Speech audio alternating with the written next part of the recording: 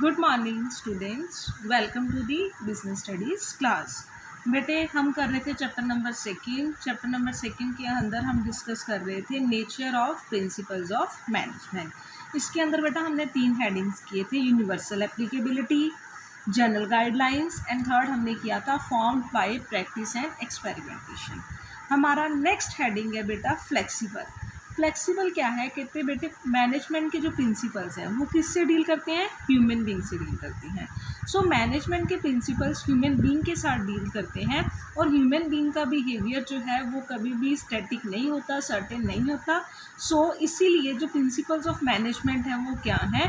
Flexible है। ये science के प्रिंसिपल्स की तरह रिजिड नहीं है, ठीक है। So they are flexible and can be modified by the manager when the situation so demand. ये क्या है? चेंज होते रहते हैं, जैसे मैनेजर को लगे वो क्या कर देते हैं, इसको चेंज कर देता है, ठीक है ना। So they give the manager enough description to do so. Manager के पास मतलब इतनी वो अपनी विल पावर के अकॉर्डिंग इसको अपनी इच्छा से क्या करते हैं? चेंज कर देता है, ठीक है।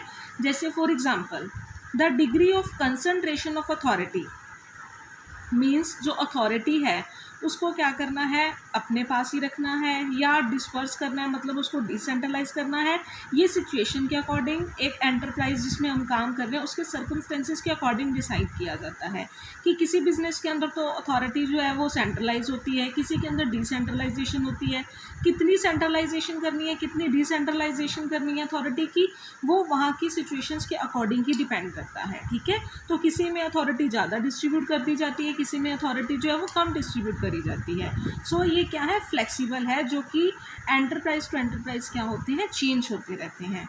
लाइक अगर देखो बेटा, मैं बोलूँ कि 2 स्टूडेंट्स हैं, एक बच्चा तो मेरी बात बहुत अच्छे से सुनता है, दूसरा बच्चा जो है वो मेरी बात को इतना ध्यान से नहीं लेता, ज़िद्दी है, मेरी बात नहीं मानता। तो क्या मेरा दोनों से मतलब बात करने का तरीका सेम होगा? नहीं ना। दोनों को मैं डील करने का मेरा जो वे होगा, दोनों ही क्या होंगे? डिफरेंट होंगे। जो तो मेरी बात अच्छे से मान लेता है उसको तो मैं किसी और वे से मतलब बताऊंगी, और जो बच्चा बहुत ज़िद्दी है, मेरी बात नहीं मानता, उसको मैं अलग वे से क्या है, उसके साथ अलग वे से मैं डील करूंगी। सो इसके अंदर भी मेरा बिहेव करने का वे क्या हो गया? चेंज हो गया। सिचुएशन के अकॉर्डिंग मैंने क्या किया? अपने आप को चेंज किया। सो सेम इज़ हियर कि मैनेजमेंट के प्रिंसिपल्स भी क्या है? फ्लेक्सिबल हैं। वो भी क्या करते हैं? सिचुएशन टू सिचुएशन हमें चेंज करने पड़ते हैं। नेक्स्ट आता है मेनली बिहेवियरल। मेनली बिहेवियरल क्या है कि मैनेजमेंट के प्रिंसिपल्स किसके साथ डील करती हैं? ह्यूमन बींग्स के साथ डील करते हैं, ठीक है। सो इसमें ह्यूमन बींग्स के बिहेवियर के बारे में बात करी गई है। So therefore principles of management are mainly behavioural in nature. कहते it is not that these principles do not pertain to things and phenomena at all.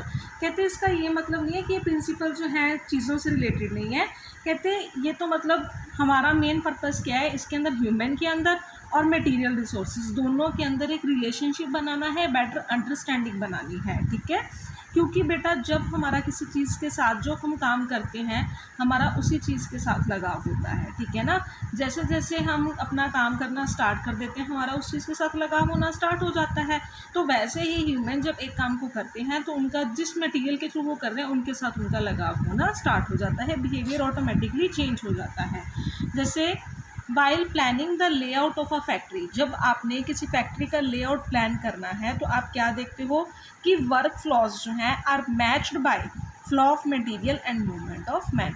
कि हर आदमी को, जो भी वर्कर वहाँ पे काम कर रहा है, उसको मटेरियल का फ्लो और वहाँ पे वर्कमैन का फ्लो दोनों क्या हो? प्रॉपर हो, दोनों एक दूसरे के साथ क्या होने चाहिए? मैच होने चाहिए, ठीक है। नेक्स्ट है कॉज एंड इफेक्ट रिलेशनशिप। कि मैनेजमेंट के प्रिंसिपल्स के अंदर कोई ना कोई अगर किसी चीज़ का इफ़ेक्ट है तो उसका कोई ना कोई कॉज भी होता ही होता है। सो प्रिंसिपल्स ऑफ मैनेजमेंट क्या करते हैं? कॉज एंड इफेक्ट रिलेशनशिप को क्या करते हैं? मेंटेन करते हैं, इस्टेब्लिश करते हैं, ठीक है।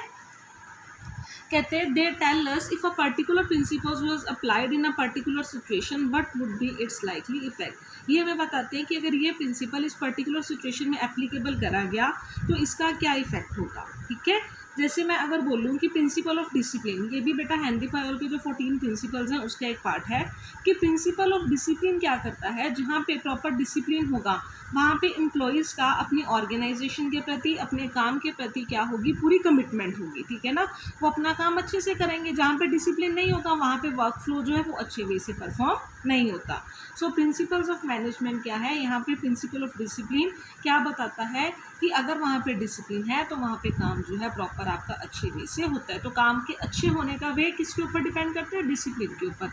सो इफेक्ट क्या हुआ, काम अच्छे से परफॉर्म हो रहा है, उसका रीज़न क्या था कि वहाँ पे कॉज क्या था कि वहाँ पे प्रॉपर डिसिप्लिन था, ठीक है। सो ये था cause and effect relationship. Next आता है बेटा कंटिंजेंट। कंटिंजेंट क्या है, कहते हैं the application of principles of management क्या है, कंटिंजेंट है। मीन्स ये एप्लीकेबल हो भी सकते हैं, नहीं भी हो सकते। मतलब ये जो आपके पर्टिकुलर पॉइंट पे सिचुएशन प्रिवेल हो रही है उसके ऊपर डिपेंड करता है, ठीक है। So the application of principles has to be change as per the requirements के अकॉर्डिंग क्या है, ये चेंज होते रहते हैं। जैसे अगर मैं बोलूँ कि प्रिंसिपल ऑफ टीम स्पिरिट, मतलब टीम के अंदर काम करना, ठीक है। एक ऑर्गेनाइजेशन जहाँ पे आप पहले काम करके आए हो वहाँ पे तो सभी वर्कर्स ग्रुप के अंदर काम करते थे, टीम की तरह काम करते थे। आपने वो ऑर्गेनाइजेशन छोड़कर कोई नई ऑर्गेनाइजेशन ज्वाइन की जहाँ पे सब अपना वर्क इंडिविजुअल वर्क परफॉर्म करते हैं। तो क्या आपका जो प्रिंसिपल ऑफ टीम स्पिरिट था वो दूसरी ऑर्गेनाइजेशन के अंदर एप्लीकेबल हुआ, नहीं हुआ ना। क्यों, क्योंकि वहाँ पे क्या है, आपके वो जो है प्रॉपर एप्लीकेबल नहीं हुआ, क्योंकि वहाँ पे principle of team spirit applicable था पर जो दूसरी ऑर्गेनाइजेशन आपने ज्वाइन की वहाँ पे एप्लीकेबल नहीं हुआ। इसका रीज़न क्या है कि प्रिंसिपल्स ऑफ मैनेजमेंट के कंटिंजेंट हैं, ठीक है। कहीं पे ये एप्लीकेबल होते हैं, कहीं पे नहीं। ये आपकी इस प्रिवेलिंग सिचुएशन के ऊपर ही क्या करता है, डिपेंड करता है, ठीक है। लाइक एक और एग्जाम्पल, कहते हैं employees deserves fair and just remuneration. कहते हैं हर एक चाहता है, हर ऑर्गेनाइजेशन कहती है कि एम्प्लॉयज़ को फेयर और जस्ट रेम्यूनरेशन देनी है। But what is the just and fair is determined by multiple factor, बहुत सारी चीज़ों पे डिपेंड करता है। इसके अंदर मान लो एम्प्लॉय का कंट्रीब्यूशन आ जाता है, ऑर्गेनाइजेशन की जो है पेइंग कैपेसिटी आ जाती है, या और भी कई चीज़ें जो हैं वेज रेट को हम ध्यान में रखकर चलती हैं। सो इन सब चीज़ों को ध्यान में रखकर ही जो है सभी ऑर्गेनाइजेशन का अपना अपना वे होता है कि कैसे वो कैलकुलेट करते हैं एम्प्लॉयज़ को सैलरी किस तरह से देनी है। सो ये थे हमारा कंटिंजेंट प्रिंसिपल ऑफ मैनेजमेंट, जो मतलब कंटिंजेंट फीचर था, ठीक है। प्रिंसिपल्स ऑफ मैनेजमेंट का जो नेचर था उसका हमारा जो कंटिंजेंट फीचर था, ठीक है। सो ये थे बेटे हमारे features of principles of management, that is nature of principles of management. ये वाला टॉपिक हमारा ख़त्म हुआ। नेक्स्ट टॉपिक क्या है बेटा, significance of principles of management.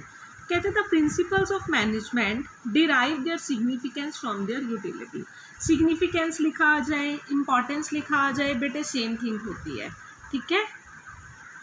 So significance of principles of management क्या है, कहते हैं इससे हमें बहुत ज़्यादा मतलब इम्पॉर्टेंस है इसकी। कहते हैं they provide useful insight to managerial behaviour and influence managerial practices, ठीक है। सो मैनेजर्स में अप्लाइज दिस प्रिंसिपल। कहते हैं मैनेजर जो इन प्रिंसिपल्स को अपने वर्क के अंदर, अपनी रिस्पॉन्सिबिलिटीज़ को फुलफिल करने के अंदर इनका यूज़ करते हैं। प्रिंसिपल गाइड करते हैं कि किस तरह से डिसीजंस लेने हैं, किस तरह से उनको इम्प्लीमेंट करना है।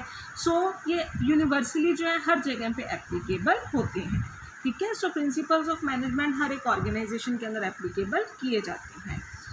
देखो बेटा, फर्स्ट जो इम्पोर्टेंस है प्रिंसिपल्स ऑफ मैनेजमेंट की, हम इनको डिस्कस करेंगे। फर्स्ट क्या है, providing managers with useful insights into reality. Means इसके अंदर मैनेजर्स ने जो भी सोचा है, जो भी उन्होंने डिसाइड किया है, उनको रियलिटी के अंदर कन्वर्ट किया जाता है, ठीक है। So the principles of management provide the managers with useful insights into real world situation. मतलब ये जो है मैनेजर्स को रियल वर्ल्ड के अंदर जो भी सिचुएशंस अराइज होती हैं उसके रिगार्डिंग इनको क्या करते हैं, बताते हैं।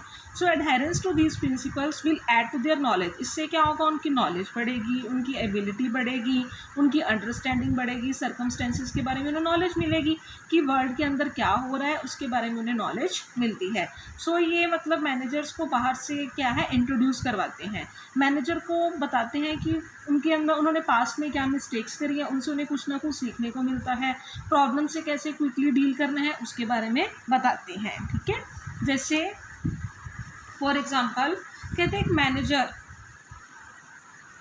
Manager can leave routine decision making to his subordinates. Manager ने क्या करना है, मान लो रूटीन के अंदर जो भी काम करने होते हैं, डिसीजंस लेने होते हैं, वो अपने सबॉर्डिनेट को दे देता है।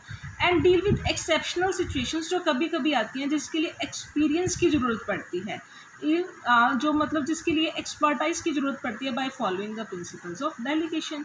अब ये भी आपका एक प्रिंसिपल है, प्रिंसिपल ऑफ डेलीगेशन। वो क्या बताता है कि अपना काम आगे डिस्ट्रीब्यूट करो, डेलीगेट कर दो अपने सबॉर्डिनेट्स को।